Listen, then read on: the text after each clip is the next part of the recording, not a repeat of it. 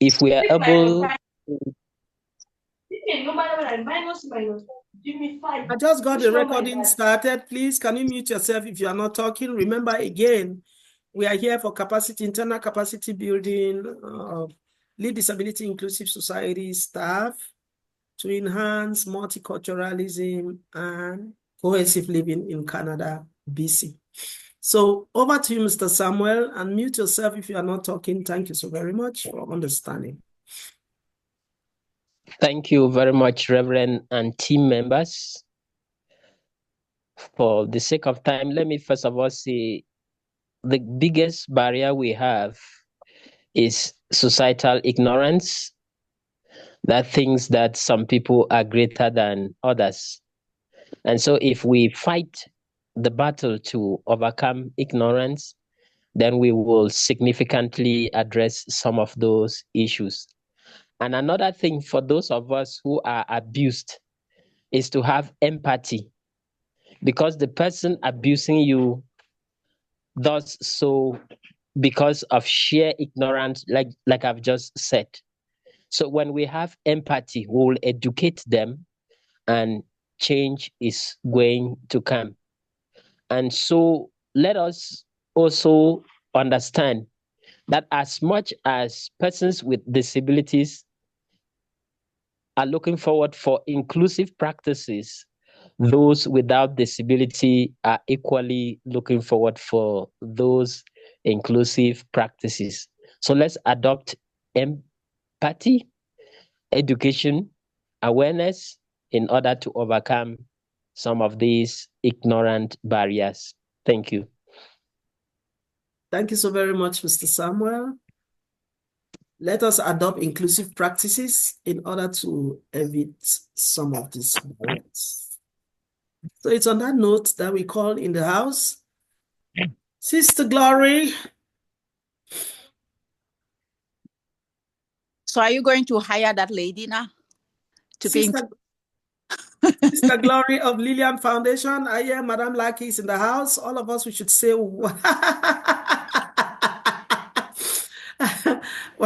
when she came, she herself was guilty. I said, I'm the one I just met you a few minutes. She showed it right at the door. So yeah. Sister Madame Lucky is in the house, and she must have been having lots of experience, and she's an employer. And can you share some of your experiences with us in relation to how can we advocate in order to mitigate racist overtones in an intersectional environment? Is it to me? Yes, Madam Lucky. And after that, I'll be hearing from Sister Glory. Maybe Okay. our lines went off. On the part of employment, no doubt racism exists in our end here. It does exist. We cannot deny it. But the important thing is to see where is it stemming from. Why is there discrimination and perceived racism at the job site or during hiring? Of course, no employer will go out to hire and, choose somebody that is not talented. Choose somebody that they know, will not be a fit. Right. So she show us her face. But what makes our own people not a fit? For me, that is where the problem lies. What makes them not a fit? Because from my own experience, it's unfortunate that the things you don't want as an employer are what you find in most of our people. Why are they not reliable? Why can't we not trust them to hold a job for long? Even when they are talented, even when, they have that exceptional skills. Why can't they hold job for a long time? So it's kind of like a deep-rooted issue in which, for me, I think it just needs some revelation to figure this out, and then address it. Yeah. We have to start by examining ourselves. What is it that we do that we cannot fit and we cannot hold jobs for a long time, that we cannot be trusted? That's the undertone that I'm hearing Madam Lucky bringing it into the house. Yeah. How can we address this as far as our advocacy is concerned? When we And are fighting, we have to keep our own house clean, right? Our hands should be clean. We are talking about it, let our hands be clean. Yeah. How do we keep our hands clean in this Yeah. advocacy? Because me too, these are people of my own kind. But employer, again, you are looking for the best talent. You're looking for the best talent. And when you give a chance, say, oh, benefit of that, let me give a chance.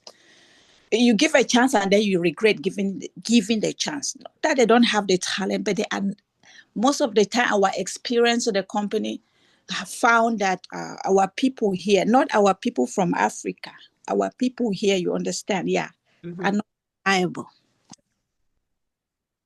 They are not reliable, even when they have the skill, they are talented. So we have to learn to be reliable. We have to learn to build our capacity. We have to learn to ensure that we do the things right at the right time to ensure the right outcomes.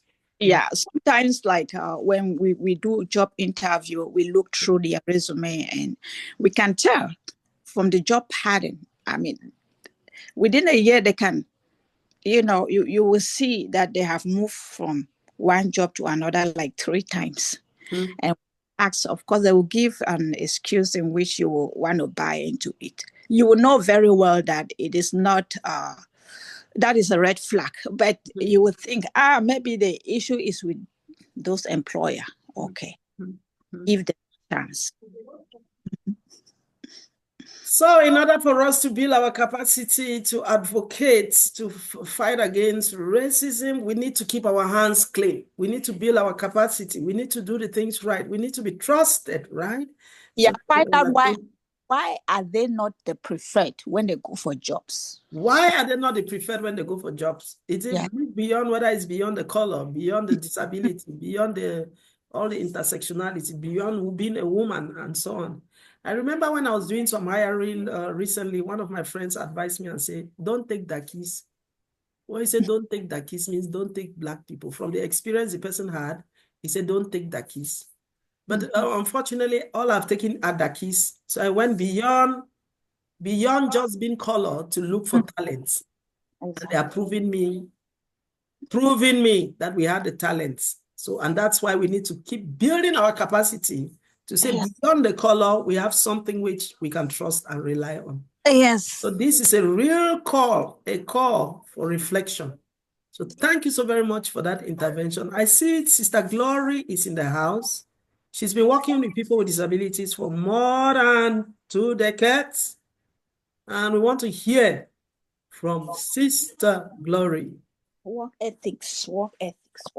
What work ethics? I'm hearing overtones of work ethics has to be respected. Sister Glory. Greetings to you, Reverend Maggie, and I'm so happy and so delighted to be on this call with disability advocates, and we are talking on intersectionality, anti-racism, and all of that. And yeah, those are the realities. Persons with disabilities, they often have intersecting identities. Interestingly, we did a research of recent in which we were looking at this intersectionality, even in disability movements, like associations of persons with disabilities. And in there, you will still find marginalization, discrimination among different categories of impairments. Specifically, we found that persons with hearing impairments within an association, they tend to be more discriminated compared to those with maybe visual and mobility. In fact, those with mobility mild impairments are usually favored more than those with other impairments. And so this again is a call for us to be very conscious, because at times we do this discrimination across different identities unconsciously. And so if we are not very conscious of that, we ourselves may be promoting those kind of racial tendencies, those kind of discriminatory tendencies as a result of different intersecting identities. So yeah, I'm really happy with this session that we want to build our capacity on how to be able to respect people with different diversities, especially as we work with LIIC Disability Inclusive Society BC, which is a disability inclusive organization. We ourselves, we need to be the ones to show the light. We need to be really educated around these issues so that we get to promote, in fact, disability inclusion instead of being probably the perpetrators of what we are preaching against. Thank you so much. Thank you so very much. From the well of 20 years of experience working with, on top, beyond, below, people with disabilities and inclusion. Thank you for that contribution. We should not be the perpetrators, but we should fight against and be the voice and educate ourselves to be able to pitch. When Mr. Sam is in this house, and Gloria happened to have been our boss when I was working back in Cameroon, and she was running a big fund that we needed it. And so the first approach that we used to work with their organization were real raw advocates that will fight. The advocacy was fighting. But we later on realized that you don't need to fight when you're doing advocacy. You have to be persuasive. You set your objectives. What do I want this person to know? And then what are the activities that I want to do in order to attain what I want to? What are my expected outcomes? How do I pitch this in my advocacy? How do I pitch it? Convincingly, persuasively, so that the person who has authority to make that change, be it in parliament, be it at the level of the regions or whatever, can help you to ensure the change. So you have to be persuasive. You have to know your content. As she just said, we need to build our capacity. You are going to talk about racism. You don't know the difference. You don't know what the intersectionality are. You don't know all that. Then they ask you, what do you want to be done? You don't know the solution. So you have to really sit down, study your subject matter very well, know your content, pitch it. Pitch it. Pitch it and look at yourself in the mirror. First, pitch it in the mirror and then look at the answers that are coming out. And then persuasively, you approach the person. And that advocacy worked rather than the raw one that we used to go to. UN Convention states that pam, pam, pam, we'll fight. We'll go right to the radio, go to big conferences on press conferences with 15 media houses. We are there. When it's different approach. I wanted to say you need to be combative. Combative, persuasive, and palatable. You need to come with a smile there. Meanwhile, you have the real things behind that you want to put. Mr. Sam, what do you have to say? Smile when you have a weapon in your pocket. Mr. Sam, how did this work, Mr. Sam? Mr. Samuel. Maybe before Mr. Sam comes in, Reverend Maggie. Yeah, Sister Glory, over to you. Can I say something before Mr. Sam comes in? Yes. Yes, I think that's why we use more of advocacy than activism. Activism should be, it should be the least strategy that we use when we want to advocate for the rights of persons with disabilities. Activism is at the extreme end of the continuum where you are kind of like, you have exhausted all the other options. You have exhausted negotiation.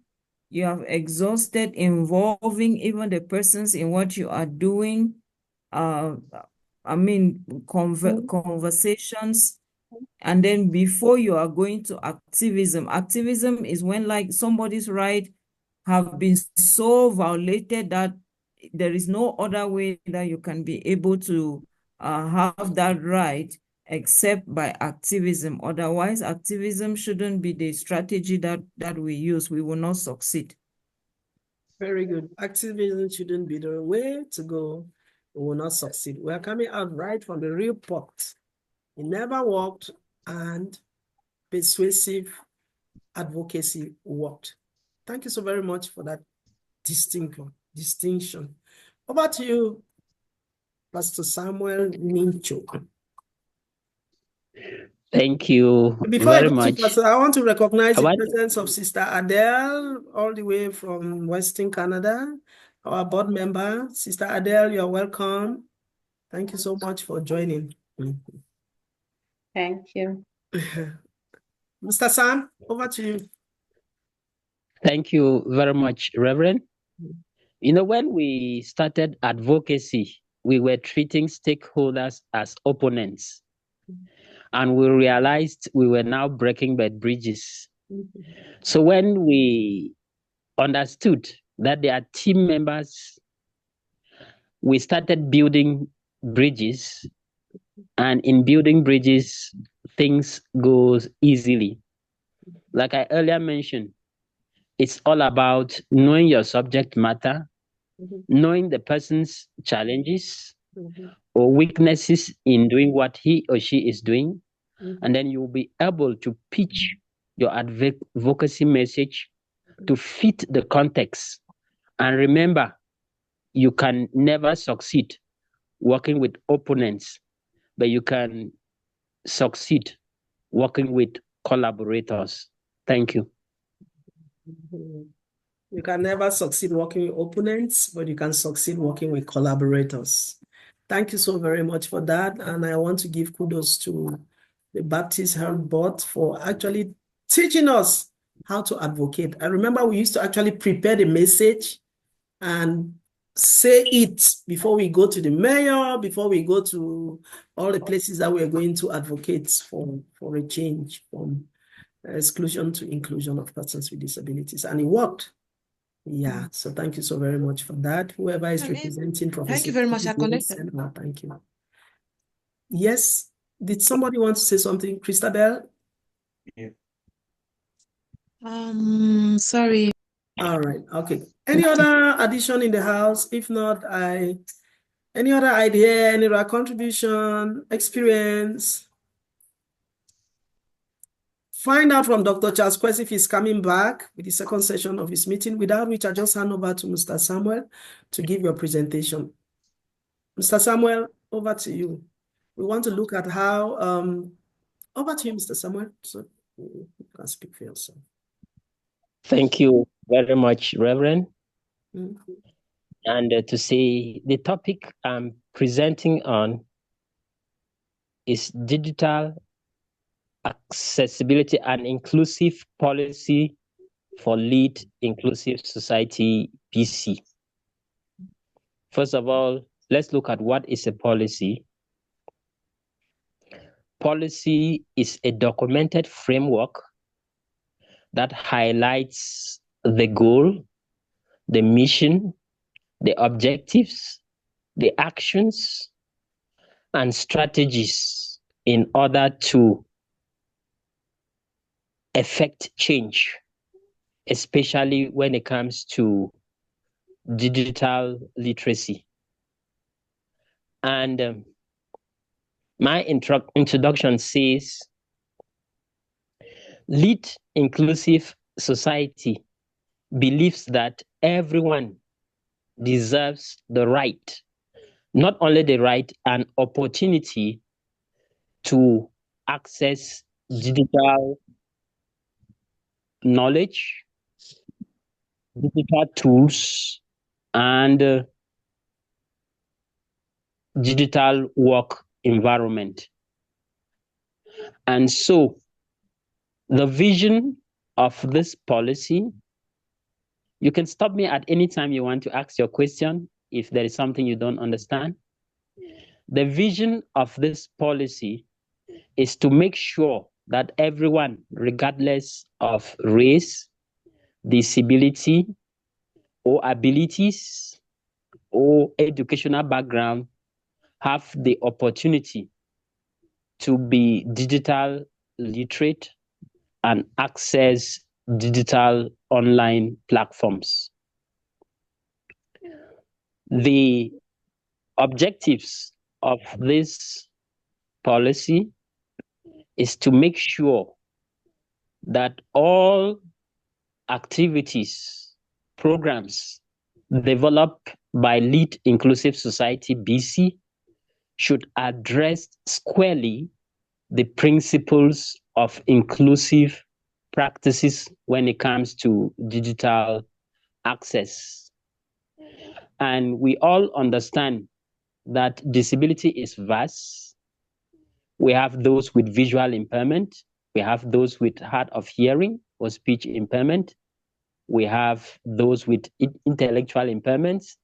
We equally have those with mobility impairments.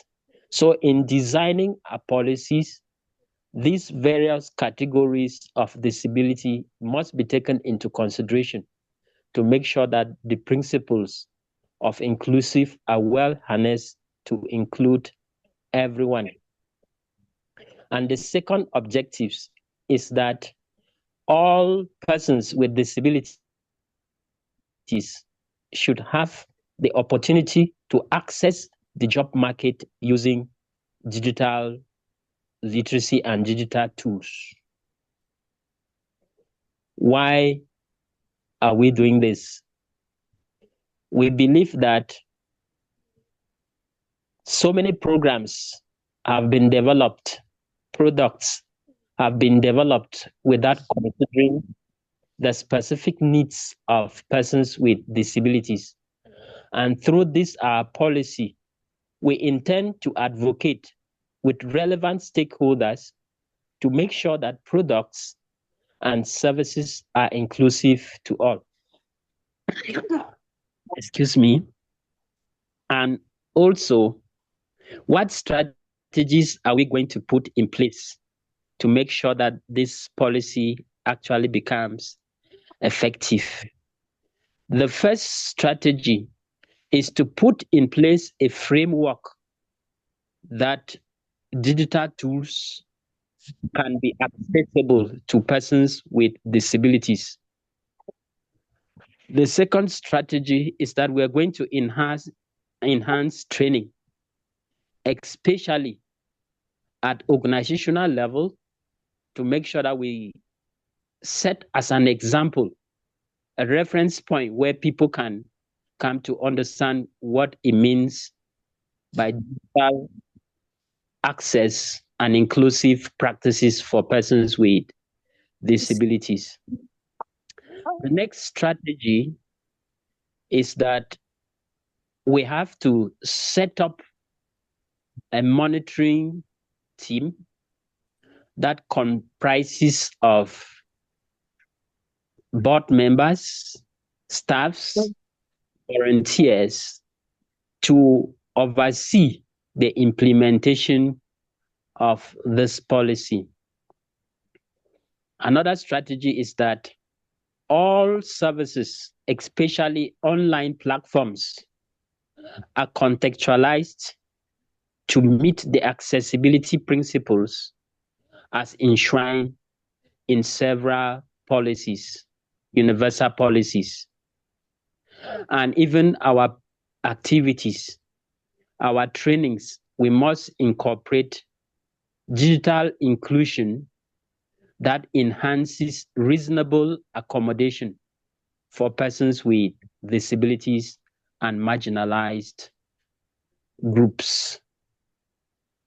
From time to time, we're going to sit back, monitor, and evaluate all that has been done in terms of implementing these policies so that we can learn our shortcomings, address gaps, and improve.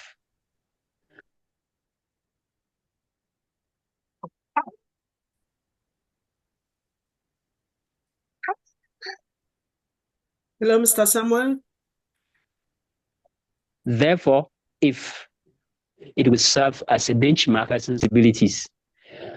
Also, those without disability have to equally understand how to give reasonable accommodation to those with disabilities when it comes to digital access, so that they can be able to navigate the social media platforms without stress.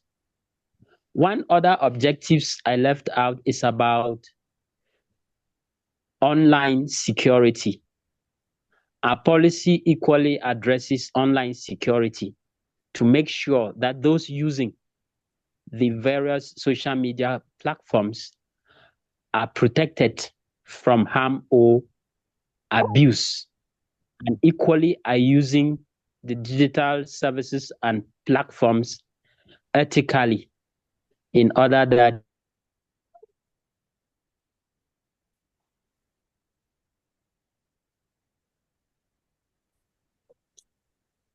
Line just break a little bit.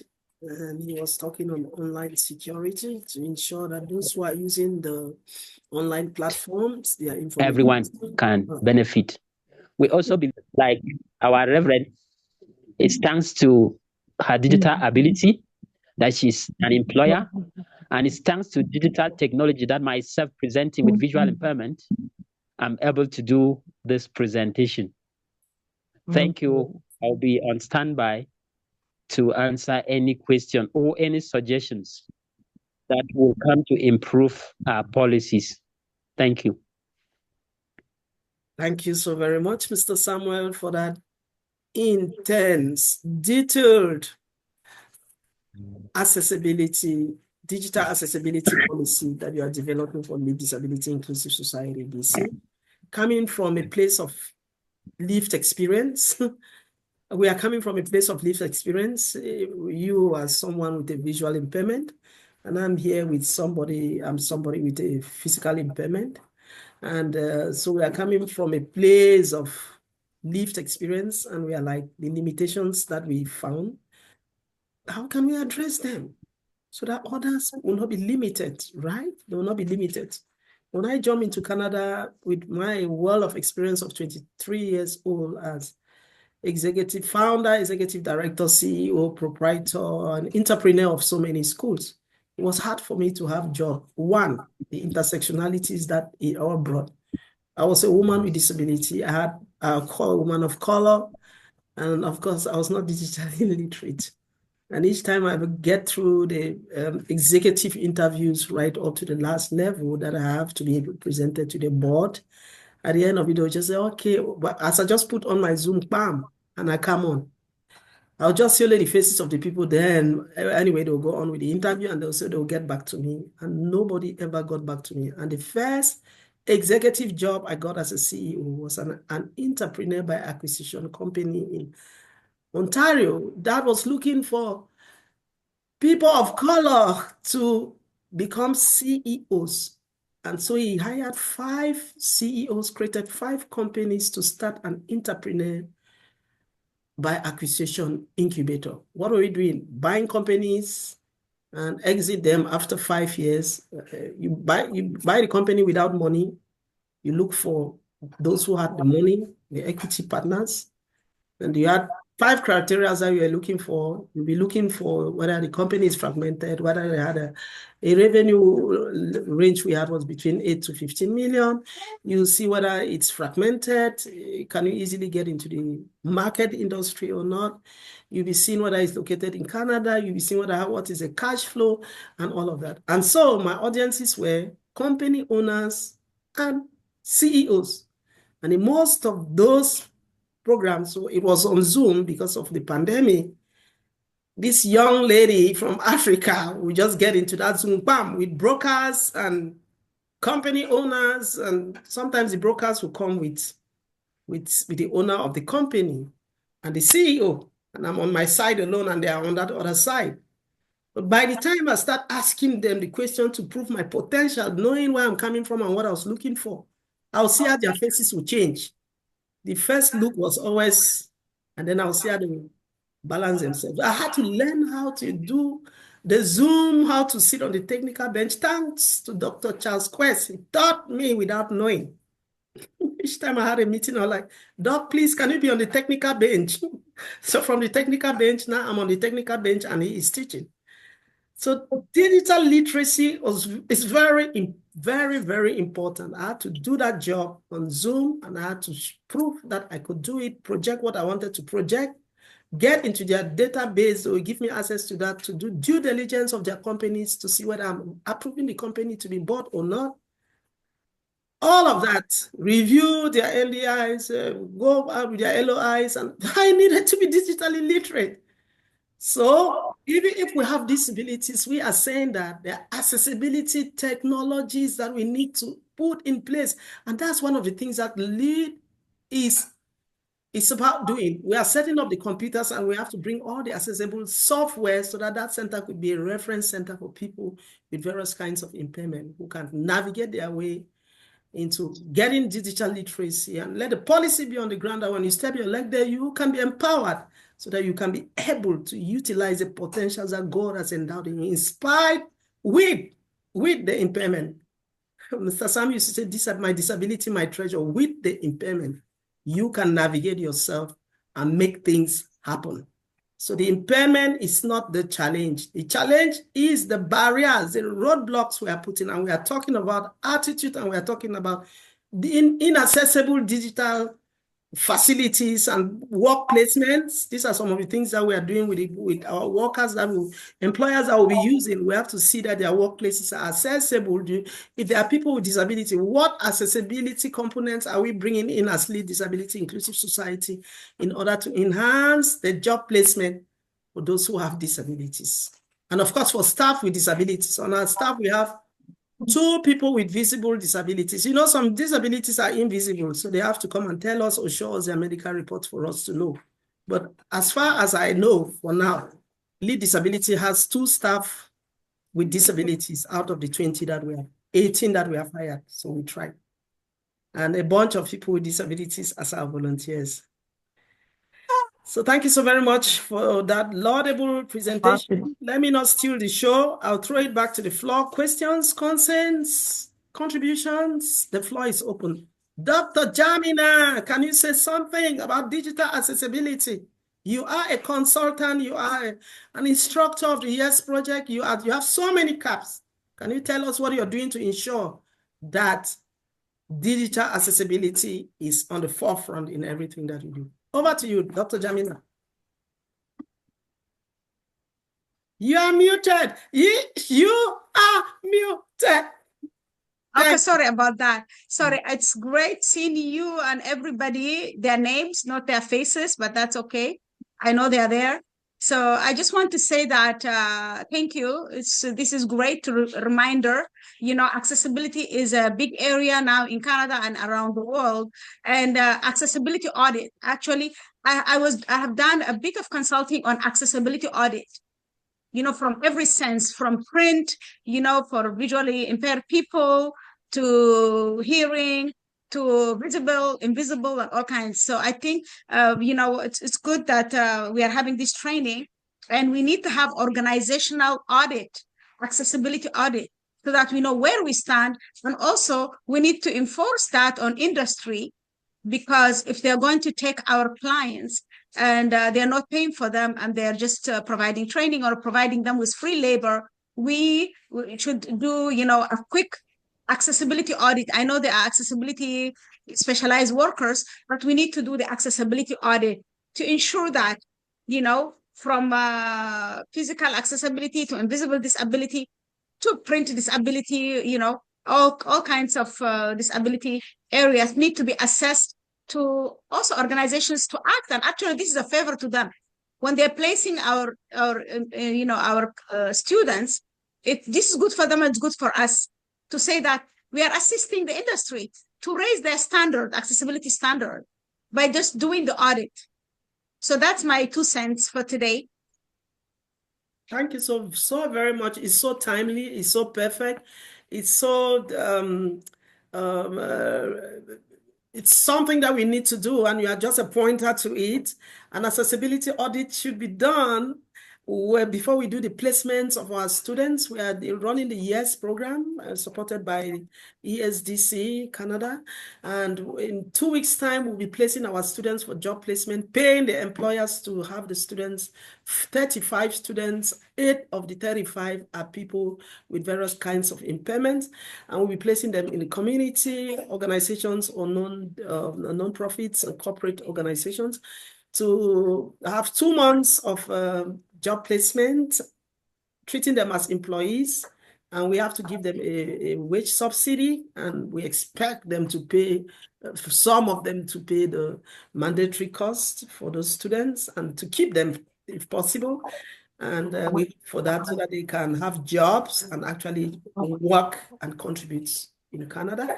So doing an accessibility audit is a point which is very important because the BC accessibility legislation has 5 levels of interventions. One of the level is it's digital accessibility, work culture, accessible work culture. I'll just say the 5. Accessible work culture, digital technology and accessible digital technology, accessible infrastructure, accessible employment, accessible service delivery. 5 interventions in that legislation.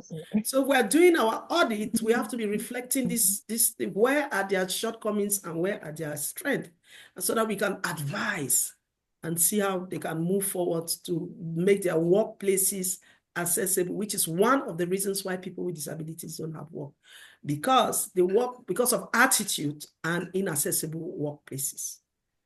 So thank you so much, Dr. Jamila, for nailing the nail directly on the head in times like this when we are preparing to go for our practical on the field. I can see some others in the house here. Can we contribute? Can we contribute, say something? Sister Irene, I've seen Sister Irene. Dr. Irene Ashu, I saw you. Can you say something? Hi. Good afternoon, everybody. Good afternoon. And good morning to the BC and the Alberta team. Sorry you caught me there. Reverend, the Lord bless you. Amen. Amen. And Jamila, thank you so much for that light thrown into the reason why we need digital accessibility and the audit for it. I'm just going to add a little bit to what all of you have said, because I know what you guys have spoken about is way powerful. Like what I think of digital accessibility, we have to first of all deal with it with the student with the most simplest language that they can use for programming. They can be tech savvy and they cannot be tech savvy, because we are here talking of accessibility, people who knows and people who do not know. So this is a language that we need to find help to help the students so that they come to understand the basic needs. Like even me, I run my own organization and I still do this, but I still face problem with tech accessibility, because it's not something that is for people of my age, but we are learning it, right? So this is a program that is very, very important. We have to find a way, because some keyboard, I want to talk about keyboard also. Keyboard too, sometimes it's not friendly with everybody. I run senior programs, and if you give them some French keyboard, it cannot be accessible to people who do not understand French. So that's some little things that I want to bring out into the things that you guys have already spoken of. And as we are creating programs, there are some people with some form of disability that they have to deal with colors. So many times, some people, their computer, the screen also have to be adjusted to suit them. I think that is something that if we're doing our audit, we have to think of that to see how we can manage that and bring it into the knowledge of the students that need that kind of help. I don't know if I'm making sense, but I think so. That these are some of the things that we need to look at. Some people are colorblind. And not You're everybody, making a lot of sense. Yeah, they have their computers that they have that device already on it. But if we are coming with those kind of stuff to make it accessible to everybody, we have to look into that also. And also there are some people who need to be their transcript. They have to have transcribed for them to understand. people with hearing impairment.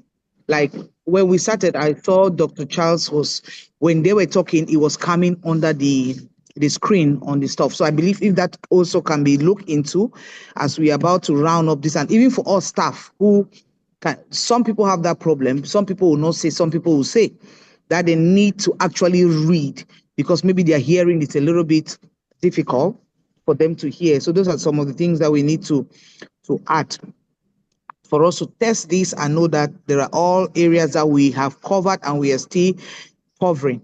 So if I say that is all I want to add, I believe our feedback is also very important when it comes to things like this. Very, very important. Our M and E is in the house. I hope she's taking note, and Christabel is there. I hope they are taking note of all of this. So we'll compile and make sure that we see how we can move forward to empower ourselves to meet up. Let these children not challenge us at all. So thank you so very much, Dr. Jamila, Dr. Irene. I'm so full of doctors in the house. Doctors from left and right, Dr. Charles Quest, doctors, can you tell us more inputs? If Dr. Charles is ready, I'm going to hand over to him because he has a small, quick presentation to give to us. I don't know if it's available. More inputs. How do we empower ourselves digitally? How do we follow the strategies that Mr. Sam has just said to put a policy in place to ensure that everything we do as far as staffs are concerned and as far as participants and clients and everybody from board right up to volunteers have to be digitally included?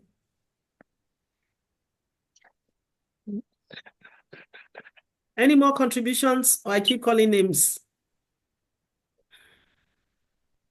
Last time when we had a meeting with Zainab, can you tell us something? Zainab? She's not there. Dr. Charles Quest, are you ready? Can I say something, please? Yes, yes. Who is that? Tell me your name, please. Over to you. Somebody was asking for the floor.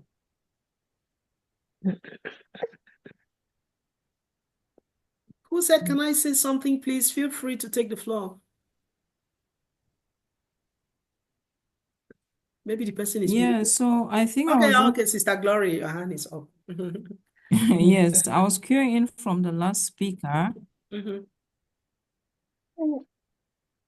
Yeah, I was queuing in from the last speaker to say what she has said is very important because, you know, we have been talking about the importance of being digitally conscious and also having our digital technology inclusive, which is very important.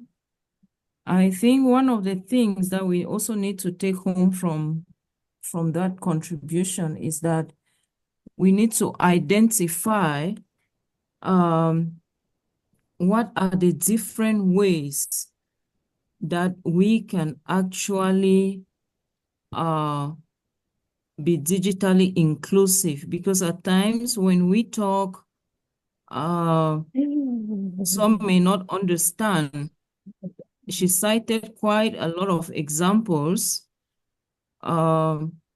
So I think we can create, I don't know if we can create like a kind of a handbook, which we will also be giving to even the employers to know what digital accessibility means for different types of impairments.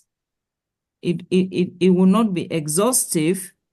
It will be a kind of a live document that is always being added, because different impairments also come with their different types of accommodation. Yeah, but it's something that we really need to be able to embark on, so that in case we are talking to somebody about being maybe digitally inclusive or accessible, what are we talking about? What does it mean for somebody who cannot hear? What are we talking about for somebody who cannot see? What are we talking about for somebody who cannot work? How can a person who does not see use a computer?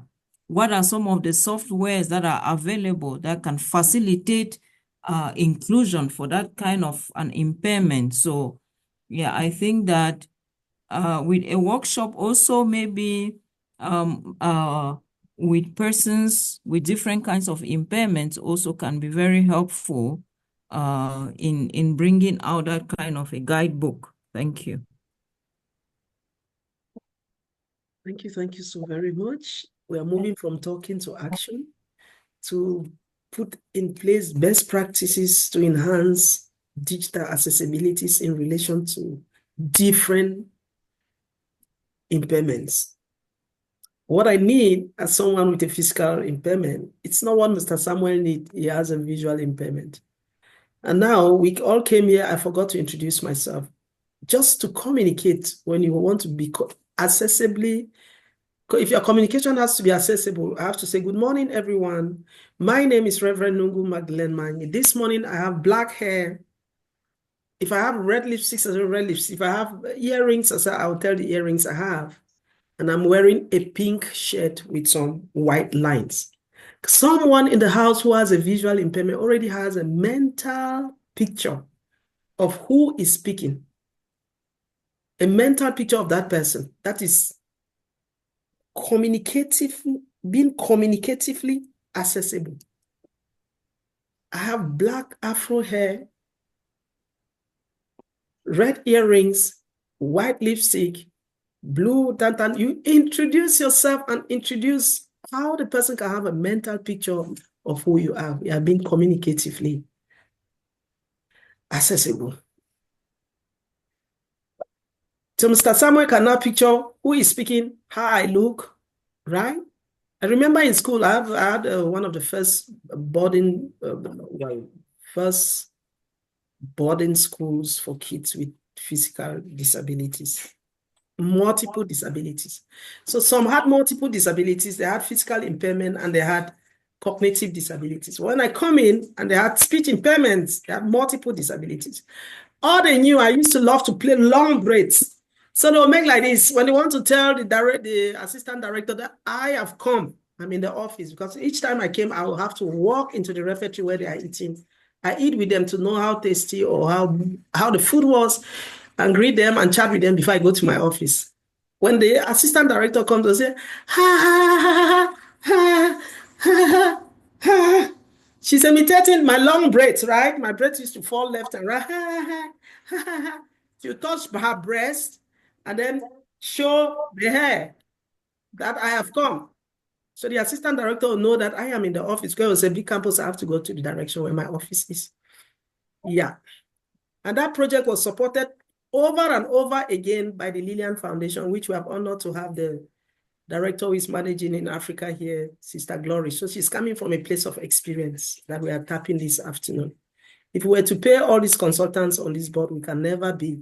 And so they are ready to see that what we already know should be extended to Canada.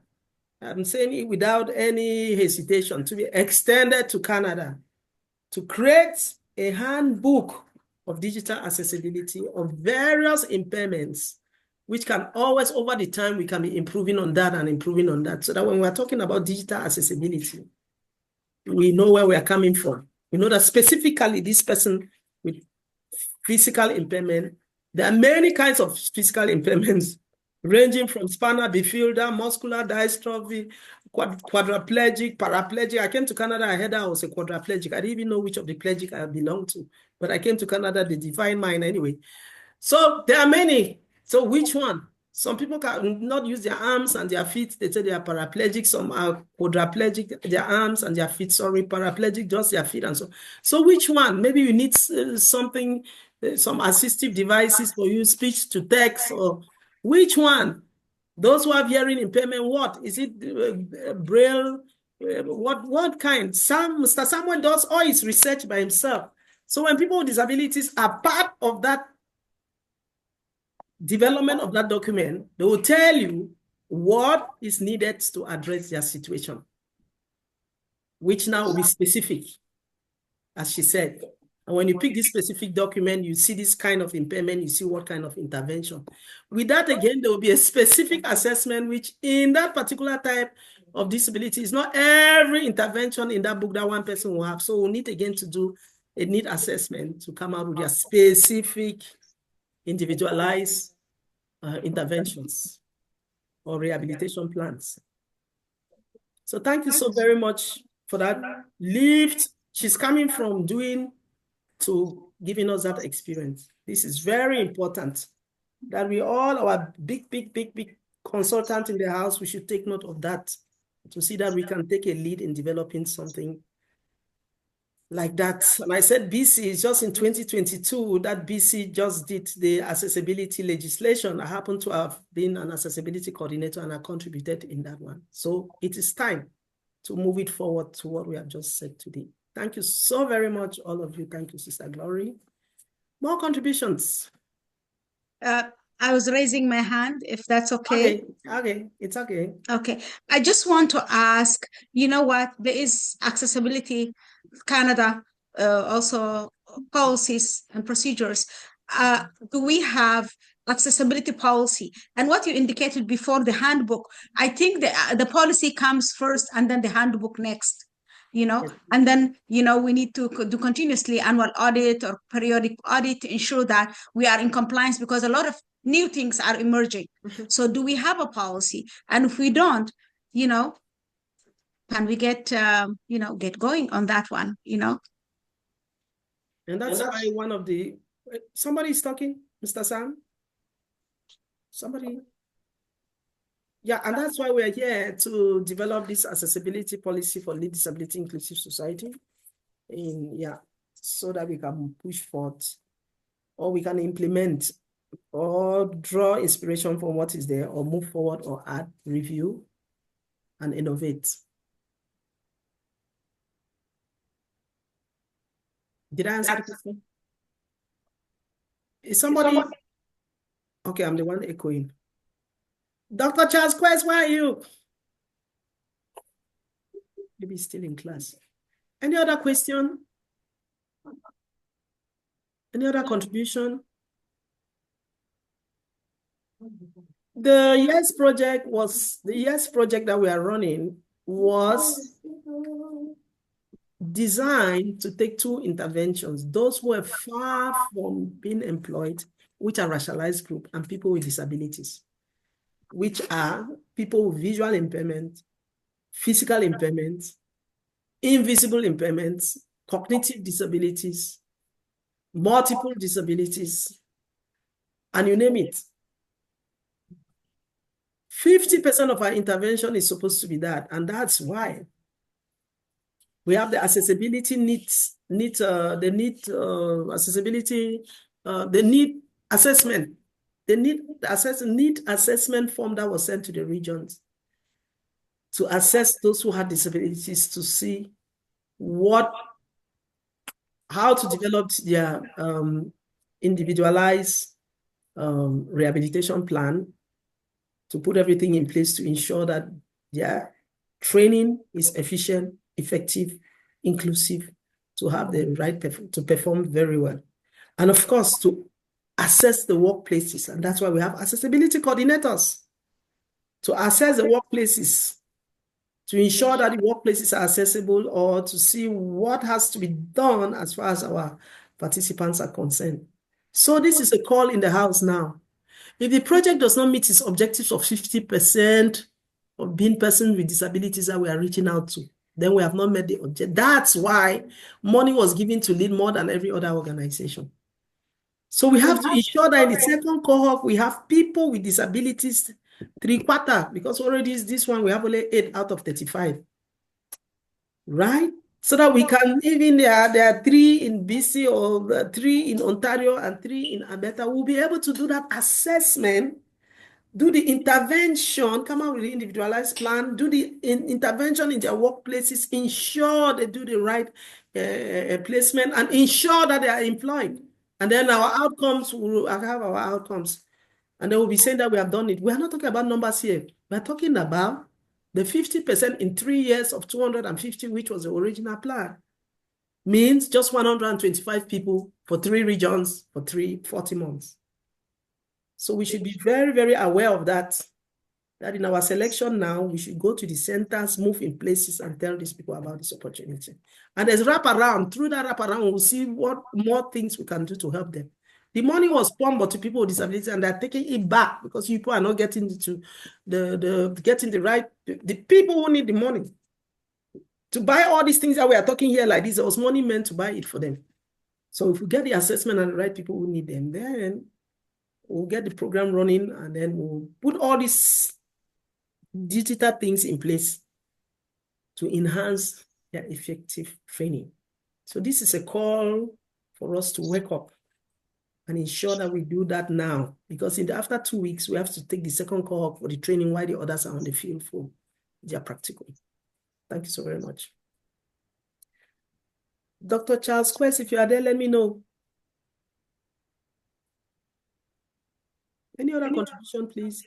Remember, we are building the capacity of our staff, board members, and volunteers on digital accessibility policy, and of course, on digital accessibility policy. The first presentation Dr. Charles gave was how to build our skills on advocating against anti-racism. How do we build our skills to do the advocacy? So those are the two things that we are looking at today.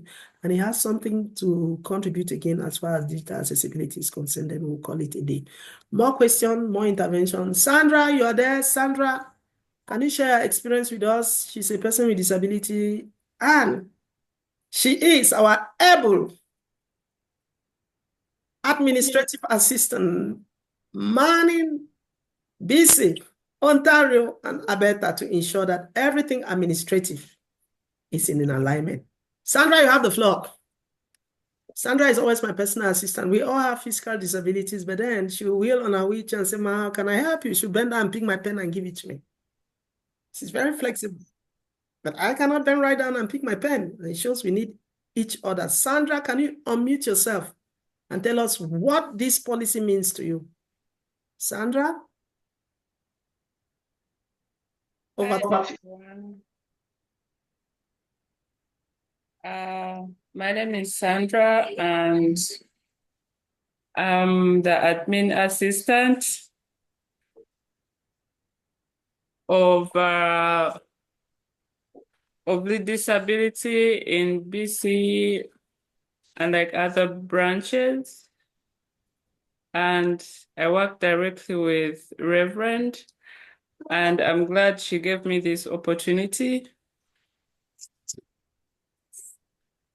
Sorry about the noise. I'm with my niece and she's running around.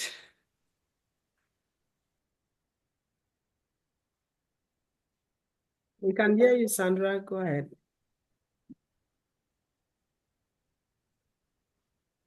But yes, I'm excited to be a part of the project, and this policy this policy means a lot because it includes people with disabilities, and they'll be able to have access with technology, because like not everyone knows how to use technology or have access to it online. So it's really relevant if everyone is taught and they get access. That will make their life easy and flexible. Yes, that's all I have to say. Thank you so much. Sandra, you remember the experience when I did our interview after the committee? I first of all called her before taking her to the committee to sit on a hot chair beside me here in my office. And I said, work on the computer. I was just giving her assignments to do on the computer. I was just doing the computer, saying, you know what? I want 50% of the hiring to be people with disabilities, but you have to have the talents. One of it is digital skills. If you don't have digital skills, then I'll keep you for next time. Go and prepare. But she challenged me because she could work very well on the computer. And there was no way I could go without hiring her. I let her go to the committee to do our final interview. And she did very well. Not because she was hired, because she has a physical impairment and she's on a wheelchair. No, because she was competent to do the work. And bear with me, every other staff will tell you that she is competent to do the work. So thank you, Sandra. Thank you. I hope many other people with disabilities, wherever they are, between 15 and 30, hiding in rooms, just feeling that, as my consultant, my counselor told me when I was going through trauma, Magdalene, people with disabilities here, once they feel they have food in their fridge and a roof over them, they feel that is enough. Because I kept telling him that I wanted to work. So he said, make your voice heard. If you don't make your voice heard, nobody will be able to hear for you. And I said, you know what? I would like to develop a program that will remove those people with all those talents who think that having fridge in their food in their fridge and a roof over them is enough. They have talents and they need to come out there and contribute in making Canada what it is, bringing in the diversity that God has Canada with disabilities, all intersectionalities, keeping that aside to make a difference. And here we are today on a 9 million project, working 50% to empower people with disabilities between 15 and 20 to have work, to go back to the labor market. So thank you, Sandra, for answering to be part of this, showing the light. Both of us are in the office, which means out of the 18 staff, at least 2 of us are there. And we will try that by the end of this project, 50% of people with various kinds of impairment actually go back and work and put those potentials that God has buried in them from the fridge, from the shelters, into the communities. Thank you so very much. Sister Adele is our president, and she left from Discovery Community College, and when they asked her to choose a school to go do her, an organization to do her practicum, she chose LIICBEMAR Disability Inclusive Society, BC, and when she came, I was her executive director, I was her mentor, and I was her client and her mentor. So at one point, I'm training her on how to do all the assessment, need-based assessment for persons with disabilities. Another time, I'm training her how to do the care plan. Another time, she will be taking me for my medical escort. And I was a practicum. I'll teach her, and then she would turn and do the practicals on me. And after that, all students from that school were coming for their practicum for LIICBEMAR Disability Inclusive Society. I'll mentor them, and I was their clients and their mentor at the same time. Sister Adele, after that, she was so nice and she became a board member. Any person who steps here and we see that that talent that she has is one that we cannot let go, we just promote her. She's now a board member and a disability accessibility advisor of LIICBEMAR Disability Inclusive Society, BC. Sister Adele, can you say hi to the people? Mama Adele. She's very gentle. Yes, please. Over to you, Mama Adele. Let me be gentle now. Good evening, everyone. Adele, as Mama, Sister Magdalene, I call her Sister Magdalene.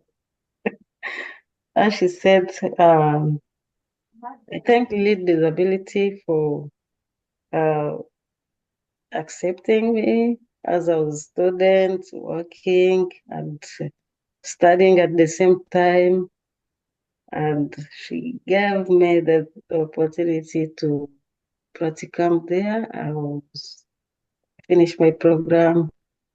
I really learned a lot when I was working with her. Now, I moved from more living in Vancouver, but I moved to Winnipeg, where I'm working now. Thank you so much. Thank you, Sister Adele. Thank you for that gentle spirit. Thank you for always being with me. And she came when I was just going out of my trauma. She was so loving, so passionate. Thank you all for holding my hand to be where I am today. If she was in BC, I bet you should have worked on this project. She's just she's such a sweetheart for people with disabilities. Thank you. On the chart, you see we have put there the form, Reverend, the survey form. Yes, Mr. Sam, one moment, please.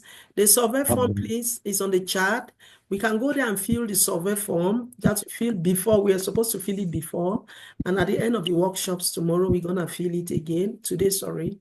We're going to fill another survey form to see how much have we learned and how far. So the survey form is right there. Just fill it, assuming some have already filled, assuming that you are filling it before this training. And so the one after, we're going to get that. Yes, Mr. Samuel. Over to you.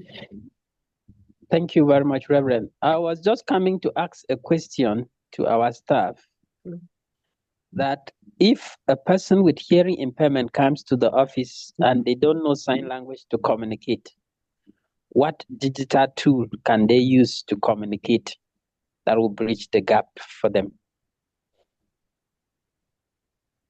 Isa, my eyes, my head, my body. He has not seen. Yeah.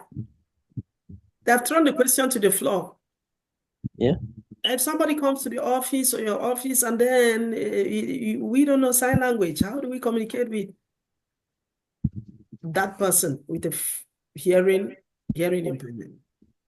Hearing impairment, am I correct? Yeah.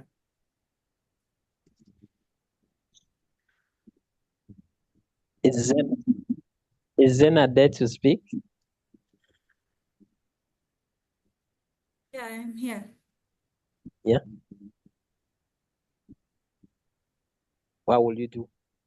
Or what digital tool will you use to communicate? I'm sorry, I was walking. Can you say that again? The question is, if somebody with hearing impairment comes to your office and you don't know sign language, what digital tool will you use to communicate with that hearing impaired person? Well, that's depend. There's a lot of way you can communicate. One of the way you can communicate, I think one of the digital tools I would use would be writing. If I've done that in my previous organization. I used to be a caregiver, by the way, before coming to this industry. And I use writing a lot to our impaired client. Hearing, the ones that have difficulty with certain impairment. Especially now that they have a lot of digital tools. I think I use one at Reverend's house. Like there's certain tools that I use. For example, Microsoft Word have this, you can read the documents for the person. You just put it on and it can read the whole document without touching or doing anything. You showed me. So, yeah, I think there's few ways you can handle that. Okay. Thank you. Thank you very much, Bernard. And just to say, a lot has happened in the technological world, and so many gaps are broken. There is a software that transcribed audio to text. For those with hearing impairment, if you send an audio text, the person with hearing impairment can just click onto it and it will transcribe to text. And that person is able to read and then reply. So if you use text messaging methods, it goes very well. And to say before, it was very impossible for visual impaired persons to communicate with hearing impaired person or deaf person. But today that has been breached. If a hearing impaired person comes to my office, he sends me a text, I read, I send the text back, and our conversation continues. And so there is a lot of software out there bridging this gap. There is equally the Be My Eyes app for those who have used Be My Eyes. It is an app where you can volunteer to assist when somebody calls. This app has an AI compartment that snaps and describe pictures. It reads and describes pictures, and so makes it easier for persons with disabilities to easily communicate without necessarily troubling those who are sighted. And so we have to take time to study the various softwares that are out there. Like Reverend said, there is speech to text, and there is even text to speech that we can convert, like you said, about Microsoft 10 and many others. It will go a long way to enhance our communication with our brothers and sisters with disability. I just say, let me share this little experience so that it can help us in our interaction with those who we find difficulties to communicate with them. Thank you. So thank you so very much for that awesome contribution. It just keep ringing a bell and taking me back to what Sister Glory just said by creating a great a handbook of digital accessibility for different kinds of impairments so that we keep it for posterity. That any person who comes can pick that handbook. Either we are doing innovation, working from what is already there, or we are adding to innovating what has already been researched. So that keeps it for posterity. Yeah.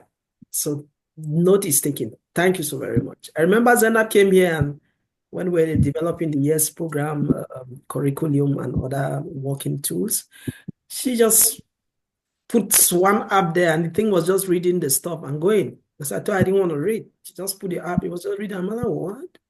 So all those, we have to put them together so that we can reach it, publish it, ensure that we enhance effectiveness and efficiency in working with our clients and working amongst ourselves as staff, people with disabilities, and all of that. Thank you so very much. All the contributions are enormous. Notes taken. I hope my M&E is writing me a report because she likes to come and ask me of statistics. So I need a report and statistics from you today. Thank you so much. More contributions. M&E, ask if Dr. Charles is coming in again, without which we just round off this meeting, please. Okay. And I know he's with our students that way. He's been doing quite an awesome job. We're just tearing him apart of his expertise. And yeah. Well, as we wait for him, can I make a little contribution on yes. Digital advocacy? Yeah. One of the ways we can enhance digital advocacy to... Hi, Dr. Charles is coming in few minutes. Okay. Thank you. Let me just continue to say, in building our various content, we should make sure that it highlights and addresses the anti-racism policies and practices. And we can use our various social media platforms to advocate. If you have something that you think, if you share on your WhatsApp profile, people learn from it. You can share on our Facebook, Twitter, Instagram, and our websites. We should make sure that we post those appealing messages that addresses these gaps and text. Mr. Bell, the gaps the that house. The social media. Yeah. Okay. That was saying we use our social media platforms to make sure that our advocacy goes far and wide to promote anti-racism struggles in order that we fit in squarely into our society and get many people respect our rights, opinions, and diversity. Right. Thank you. And we too, in our navigation, in order to fight racism, we too should not be racist. Because sometimes the tendency is like, okay, before you find yourself, you are being a racist too. Right? So when we are given opportunities, like now I have an opportunity, like to have an influence in the community. How are you doing? What is the ratio of the people you're hiring? How are you facing the others who are from different colors? How are you reacting to them? We are bringing in people to train them. Are we focusing only to our own communities and leaving the other communities because of one reason or another? Anyway, we have to keep to our target group though. But our target is BIPOC, Black indigenous people of color, even the sunburns one who are indigenous, racialized, underprivileged, newcomers.